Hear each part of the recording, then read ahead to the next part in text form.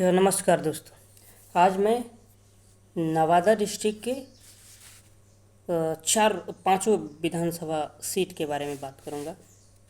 हम आपको पहले भी बता चुके हैं कि who will be next MLA of Bihar कार्यक्रम में हम हर एक यानी डिस्ट्रिक्ट वाइज विधानसभा की सीट के बारे में हम देख रहे हैं और ये इस पर चर्चा भी कर रहे हैं। तो हम आज चर्चा करेंगे नवादा की 5 सीट।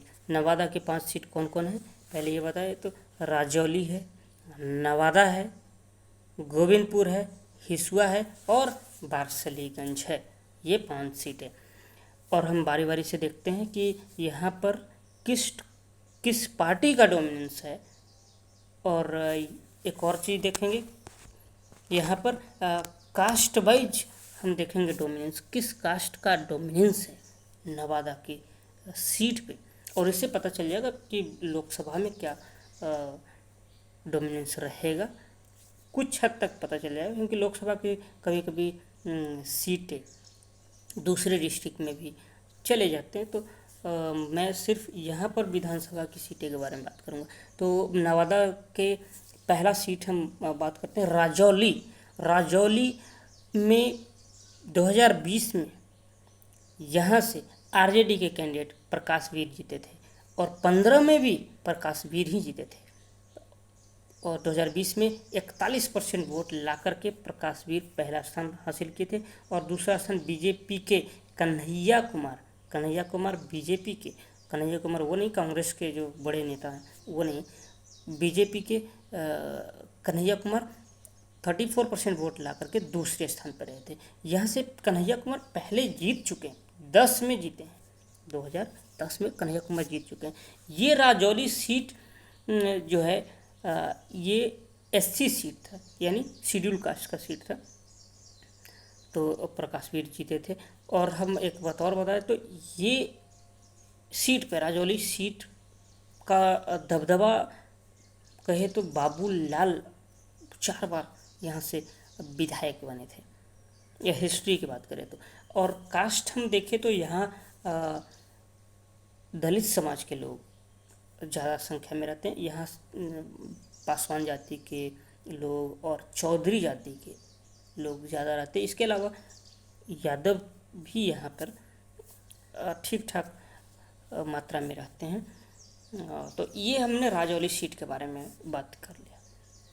हम दूसरा आते हैं हिसुआ सीट। हिसुआ सीट जो 2020 में जब चुनाव हुए थे तो यहाँ से कांग्रेस के नीतू कुमारी 50% वोट ला करके जीते थे। दूसरे स्थान पर अनिल सिंह 41% वोट, लगभग इतना परसेंट वोट लाए थे और दूसरे स्थान पर रहे थे।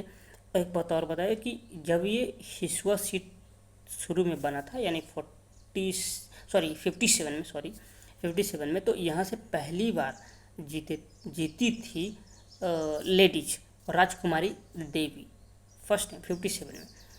और यहाँ पर आईएनसी का यानी इंडियन नेशनल कांग्रेस का गढ़ माना जाता है। गढ़ यहाँ से इंडियन नेशनल कांग्रेस के प्रत्याशी बहुत बार जीते हैं। और ये आपको बता दें तो यहाँ से 1980 से 2005 तक आदित्य सिंह लगातार जीतते आए थे।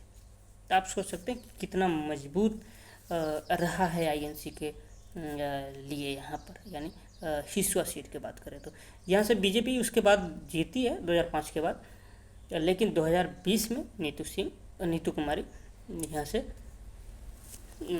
जीत चुकी है आईएनसी के कैंडिडेट। तो ये था हिसुआ के। यहाँ पर का बताए तो यहाँ राजपूत भूमिहार जाति का यहाँ पर गढ़ रहा है, यानी ज़्यादा संख्या में रहे और भी कास्ट रहे हैं, लेकिन डोमिनेंस कहे तो यहाँ पर भूमिहार कर रहा है। तो ये था हिसुआ सीट। अब आते हैं नवादा सीट, यानी नवादा डिस्ट्रिक्ट के नवादा विधानसभा सीट के बारे में बात करें तो यहाँ से आरजेडी के कह सकते हैं गढ़ रहा है। और यहाँ पर दो यादव जाति में कहे तो दबदबा रहा है और वर्चस्व की लड़ाई रहा है। एक तो रहा है राजवल्लभ यादव का, और दूसरा रहा है कौशल यादव। कौशल यादव यानी गायत्री देवी परिवार से, गायत्री देवी, उनके बारे में हम चर्चा करेंगे। तो ये नवादा सीट पर दो यादव परिवारों का गढ़ रहा है और दबदबा भी रहा है। तो हम पहले ये देख लेते हैं कि 2020 में जब विधानसभा के चुनाव हुए थे तो उसमें क्या हुआ था नवादा। तो नवादा से राजवल्लभ यादव की पत्नी विभा देवी यहाँ से 40% वोट ला करके पहला स्थान हासिल की थी। और जेडीयू के विधायक, जेडीयू के पूर्व विधायक कौशल यादव 19% वोट लाए थे। और दूसरे स्थान पर कौन आए थे? इंडिपेंडेंट श्रवण कुशवाहा 26% 25 से 26% वोट लाए थे। या से एग्जैक्ट मैं नहीं कह रहा हूँ, बट जो वो 25-26% वोट लाए थे। सो यहाँ पर अब श्रवण कुशवाहा के बारे में हम बात भी करेंगे। दूसरे स्थान पर जो रहे थे, यहाँ के हम हिस्ट्री देखते हैं तो यादवों का तो गढ़ रहा ही है। और यहाँ से राजवल्लभ यादव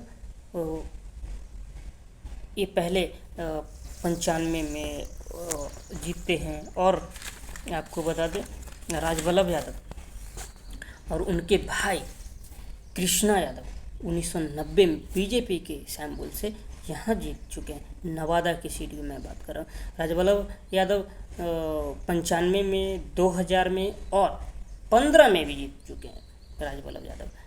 तो ये राजवल्लभ यादव का कहे तो उनके परिवार का ये सीट गढ़ रहा है। उसके बाद 2005 के बाद से गायत्री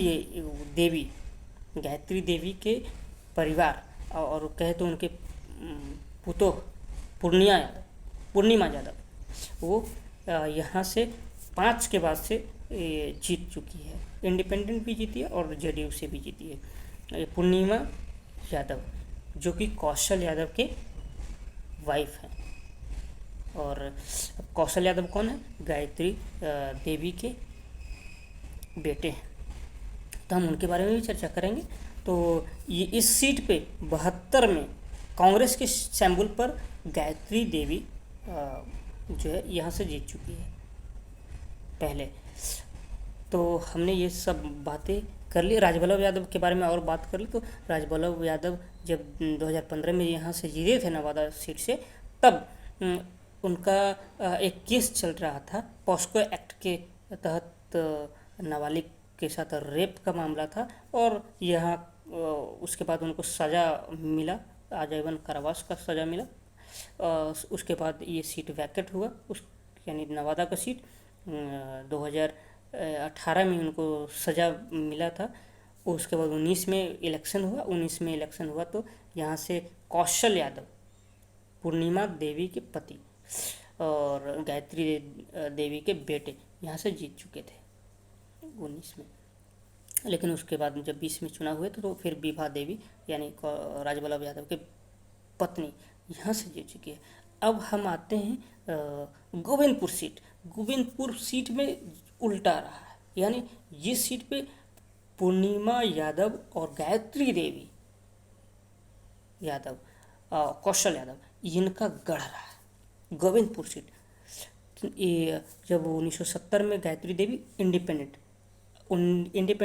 ये चुनाव जीत गए थे। उसके बाद 80 में, फिर 85-90 में लगातार आईएनसी के सिंबल पर यहाँ से गायत्री देवी जीत चुकी है।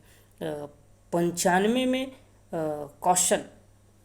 कृष्णा यादव जो राजवल्लभ यादव के भाई हैं वो यहाँ से जीत चुके हैं। 95 में बात करें तो वो जनता दल के सिंबल से जीत चुके हैं। और 2000 में आपको बात करें तो 2000 में गायत्री देवी आरजेडी के सिंबल से यहाँ से जीत चुकी है 2000 में।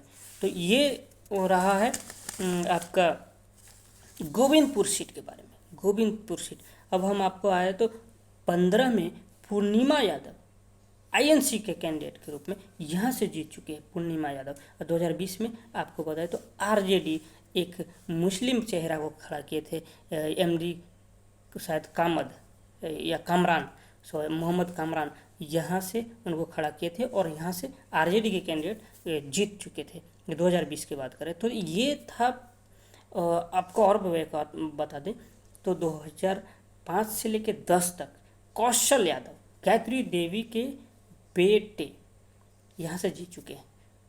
तो ये सीट पे ज़्यादातर जो है कह सकते हैं कि दबदबा गायत्री देवी के परिवार का, कौशल यादव के और पूर्णिमा यादव के दबदबा रहा है। आईएनसी के सिंबल पर भी, आरजेडी के सिंबल पर भी यहाँ से जीत चुके हैं। तो ये गढ़ माना जाता है कि यादवों का गढ़ है, और ये भी कह सकते हैं कि ये नवादा सीट और गोविंदपुर सीट यादवों का गढ़ है और कांग्रेस और आरजेडी का भी गढ़ है। अब सबसे लास्ट आते हैं पारसलीगंज। पारसलीगंज में 2 उम्मीदवार जो कि काफ़ी कह सकते हैं कि फेमस, नोटोरियस कह सकते हैं जनता के लिए, और लोगों के लिए कुछ और भी बात हो सकता है। यहाँ पर अखिलेश सिंह और अशोक महतो दोनों के बीच का फाइट रहा है। तो पिछली बार जो जीत हासिल किए हैं यानी 20 में और 15 में अरुणा देवी कौन, अखिलेश सिंह के पत्नी, 36% वोट ला करके पिछली बार जीत गए थे। सतीश कुमार आईएनसी के कैंडिडेट थे, उनको हरा करके 31% वोट लाए थे। और यहाँ से प्रदीप महतो जो कि अशोक महतो के भतीजा हैं, वो जेडीयू से लड़े थे, और प्रदीप महतो 5 में इंडिपेंडेंट लड़े थे और जीत गए थे। दूसरे बार जेडीयू उनको टिकट दिया था प्रदीप महतो को, और वो जीत गए थे।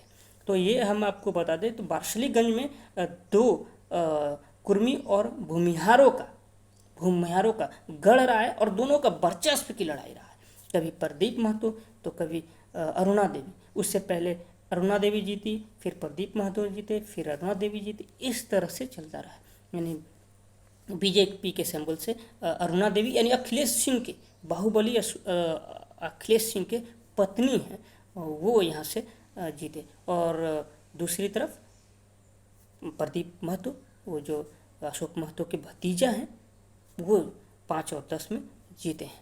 तो ये सीट जो है बार्सलीगंज काफ़ी फेमस है। और अभी जब 2024 का जो लोकसभा के इलेक्शन है, तो अशोक महतो जब अब शादी किए हैं तो उनकी पत्नी को सीट दिया गया है ललन सिंह के अगेंस्ट में बेगूसराय में लड़ने के लिए। सो ये था, सॉरी इसके ऊपर हम थोड़ा सा और बात करेंगे। अशोक महतो को दिया गया है सीट, लेकिन शादी जस्ट की है, उसके बाद ये दिया गया है, सीट दिया गया है। पर हम एग्जैक्ट के बारे में हम इनको अगले एपिसोड में बात करेंगे, अगले वीडियो में बात करेंगे अशोक महतो के बारे में, जो कि अभी जेल से निकले हैं, लेकिन उनको चुनाव लड़ने का अभी नहीं है, चुनाव नहीं लड़ सकते हैं। तो शादी की है और उसके बाद अब चुनाव में उनकी पत्नी शायद अनीता देवी नाम है, उनको उतारा गया है, वो आरजेडी की तरफ से ललन सिंह के एगेंस्ट में। तो मुंगेर से उतारा गया है ललन सिंह के अगेंस्ट में प्रदीप यानी अशोक महतो के पत्नी को, अनीता देवी नाम है। सो ये था all about Nawada Vidhan Sabha seat. हम आगे और भी देखते रहेंगे और बात करते रहेंगे। Thank you so much for watching.